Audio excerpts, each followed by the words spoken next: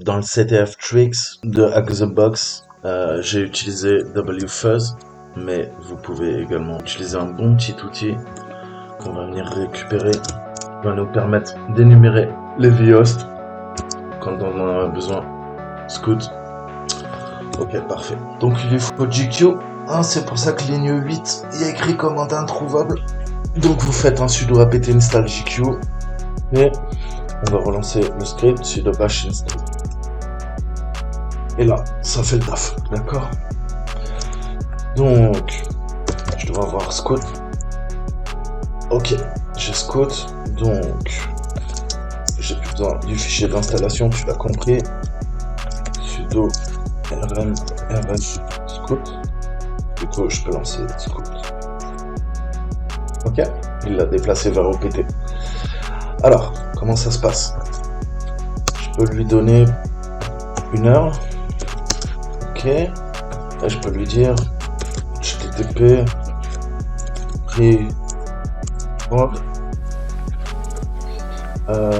marketing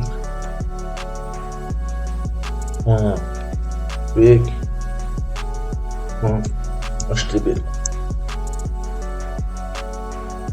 Donc là vous voyez qu'il passe en mode scan, il va essayer de nous trouver de fuzzer énumération.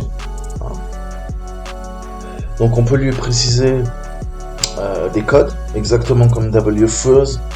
On peut modifier les routines pour aller un petit peu plus vite. Ok, j'aurais pu lui mettre les routines, par défaut 10. On peut lui en mettre, allez, je vais faire le fou, 60. Vous voyez que ça va tout de suite plus vite, mais il faut avoir un bon ordi, une très bonne connexion. J'ai de la fibre, ma fibre est stable, le VPN est stable, et vous voyez qu'on récupère, d'accord? Donc la length, un peu comme sur wfuzz, et les codes d'erreur, 200, 400, 500, 405, etc., etc. Donc là, ça va énumérer pour nous. Donc c'est un très bon outil qui vient en complément de fuzz, de wfuzz, de GoBuster, de GBuster, de Derb. Vous devez tous les connaître pour être à l'aise au niveau de l'énumération. Donc là, qu'est-ce que je fais? J'énumère via une URL un serveur donné, d'accord? C'est ce qui nous permet de connaître ce qu'il y a sur le serveur, d'énumérer. Le but, c'est de faire de la reconnaissance. Je veux connaître les fichiers, les répertoires non divulgués sur le serveur web. J'ai besoin de découvrir les vhosts, ok, pour pouvoir rebondir sur le réseau. Et vous allez avoir besoin de ces techniques pour vos pentests. Vous allez avoir besoin de ces techniques pour faire vos CTF, d'accord? On a une liste complète de mots, une wordlist. Je peux lui donner. Vous voyez que par défaut, il utilise sa propre wordlist. Mais rien ne nous empêche avec un "-w" d'utiliser la wordlist qu'on veut. On peut passer l'authentification via le SSL, skipper le SSL, et on peut également voir la partie vhost. D'accord? Je vais lui demander de quoi d'énumérer les vhosts. Donc là, il est en train de me chercher, pas de problème. Donc ça, c'est pas mal, mais je peux passer en mode, un des plus intéressants, c'est en vhost. En vhost, qu'est-ce qui va se passer? Il va se passer que je vais lui dire, écoute, si je fais ça, il va pas m'en trouver. Pourquoi? Parce qu'il a pas le bon dictionnaire. On va lui donner le dictionnaire. Je vais lui dire, écoute, tu vas aller dans wordlist plutôt. 1 million.txt. Et on va voir ce qu'il nous trouve. Donc vous voyez que le but, c'est de trouver les vhosts. On a ce principe. Comment vous expliquer? En fait, sous Apache, il existe un serveur principal qui se compose de toutes les définitions. On a une section virtual host et on a des serveurs virtuels qu'on appelle vhost qui sont définis dans les sections virtual host de vos fichiers de configuration. Grosso modo, les noms d'hôtes, ils peuvent être utilisés à la place des adresses IP dans une définition justement d'hôte virtuel. Ils sont pas résolus au démarrage et si la résolution non échoue, ces définitions d'hôtes virtuels sont ignorées. D'accord? Donc on peut utiliser un wildcard qui correspondra à une demande si aucun autre vhost n'a l'adresse explicite sur laquelle la demande a été reçue. Je vous l'ai expliqué dans ma précédente vidéo sur les DNS. Donc ça peut être un moyen de protection, mais on peut continuer à énumérer. Tout l'art du pentest, c'est savoir énumérer des choses qui ne sont pas visibles, qui ne sont pas accessibles. D'accord ? Donc ce qu'il faut bien comprendre, c'est le principe de fonctionnement. Vous avez le diagramme sous les yeux. Il est important de savoir que les vhosts ne peuvent pas être mis en place uniquement s'il y a un système DNS qui existe. D'accord ? Le serveur DNS aura pour fonction de rediriger là notre site 1.neage.fr et le site 2.neage.fr sur le même serveur grâce aux enregistrements canoniques, canonical name, les alias, qui sont des enregistrements orientant un nom vers un autre nom. Donc dans cet exemple, si vous regardez le diagramme, il existe une entrée www.neage.fr et les requêtes du site 1.neage.fr et site 2.neage.fr sont redirigées vers www.neage.fr. C'est ensuite les vhosts qui vont agir pour afficher le site 1 ou le site 2 en fonction de la requête qui est reçue. D'accord ? Donc ça, il faut le comprendre en fait. Les DNS orientent deux requêtes vers le même serveur que celui qui affiche un site ou un autre en fonction de la requête reçue. Concrètement, ça veut dire quoi pour nous ? Avec Apache, on peut configurer et faire tourner 1, 2, 3, 4, 5, 6, 7, 8, 9, 10 serveurs web sur quoi ? Sur la même machine physique ou la même machine virtuelle. Alors là, tu vas me dire, mais c'est quoi ce délire ? Il n'y a qu'un port 80, il n'y a qu'un port 443. Comment tu peux faire tourner 10 ports ? Ils ont tous le même port.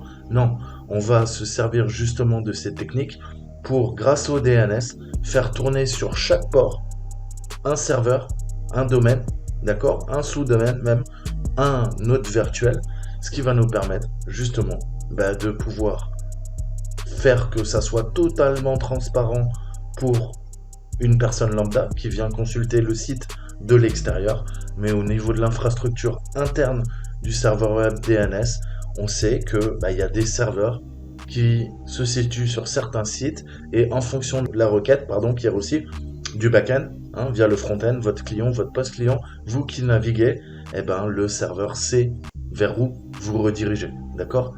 Donc c'est ce principe, Sinem, vhost, et il faut apprendre justement à pénétrer tout ça parce que c'est vachement utile pour nous.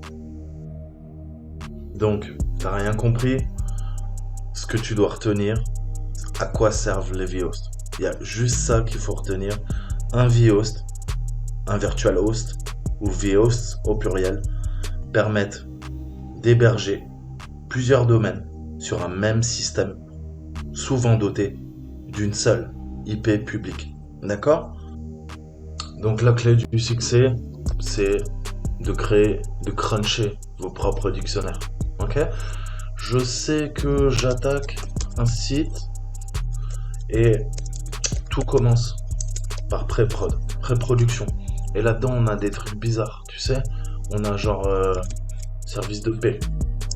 Après, on a les HR, les ressources humaines. Après, on a le marketing. Ça, je sais que ça marche.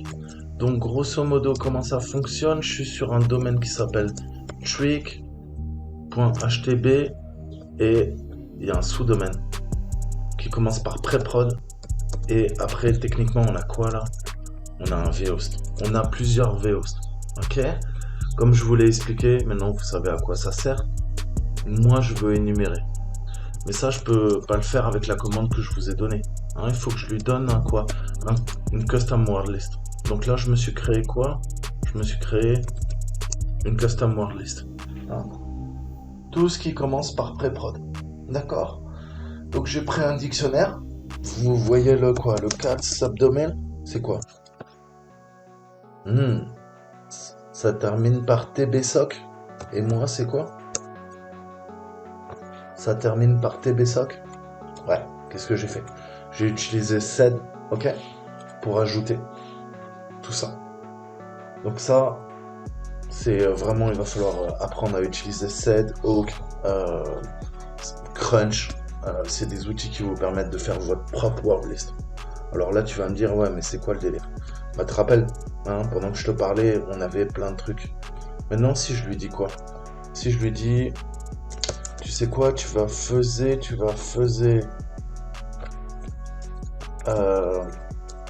HTTP, tu vas faire trick.htb, je te donne ma wordlist. Ma wordlist. Donc dit autrement, l'hébergement virtuel est une méthode permettant d'héberger plusieurs noms de domaine avec une gestion distincte de chaque nom sur un seul serveur ou un pool de serveurs. Donc on va avoir un serveur de partage de ressources qui va partager ses ressources, telles que la mémoire et les cycles du processeur sont utilisés sans exiger que tous les services fournis utilisent le même nom d'hôte. Le terme hébergement virtuel est généralement utilisé pour les serveurs web, mais les principes se transmettent à d'autres services internet. On a une application qui va utiliser l'hébergement web partagé. Ça va permettre, lorsqu'on fait de l'hébergement web partagé, le prix va être inférieur à celui d'un serveur web dédié. D'accord? C'est pour ça que quand on fait de l'infogérance, on fait du stockage, il y a des sociétés qui font que ça, on va mutualiser. C'est le principe de mutualisation.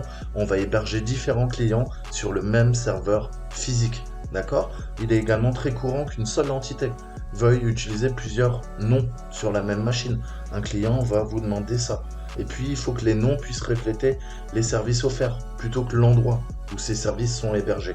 D'accord? Donc, il existe deux principes d'hébergement virtuel qui sont basés sur le nom et l'autre sur l'IP. L'hébergement virtuel basé sur le nom utilise le nom d'hôte présenté par le client. Ça permet d'économiser les adresses IP et la surcharge administrative associée, mais le protocole servi doit fournir le nom d'hôte à un point approprié. En particulier, il existe des difficultés importantes lors de l'utilisation de l'hébergement virtuel basé sur le SSL, le TLS. L'hébergement virtuel basé sur l'IP utilise une adresse IP distincte pour chaque nom d'hôte. Il peut être effectué avec n'importe quel protocole, mais il faut une adresse IP dédiée par nom de domaine servi. L'hébergement virtuel est basé sur le port, est également possible en principe, mais il est rarement utilisé dans la pratique car il est hostile aux utilisateurs. D'accord? L'hébergement virtuel basé sur le nom et l'hébergement virtuel basé sur l'IP peuvent être également combinés. On a un serveur qui peut avoir plusieurs adresses IP et servir plusieurs noms sur certaines ou toutes les adresses IP. Ça, faut bien le comprendre. Donc cette technique peut être utile lors de l'utilisation de SSL TLS. Donc c'est ce qu'il faut bien retenir, c'est utilisé partout. Je vous montrerai comment configurer ça sous Apache. Voilà, j'espère que vous avez kiffé, je vous dis à très bientôt. Ciao, ciao.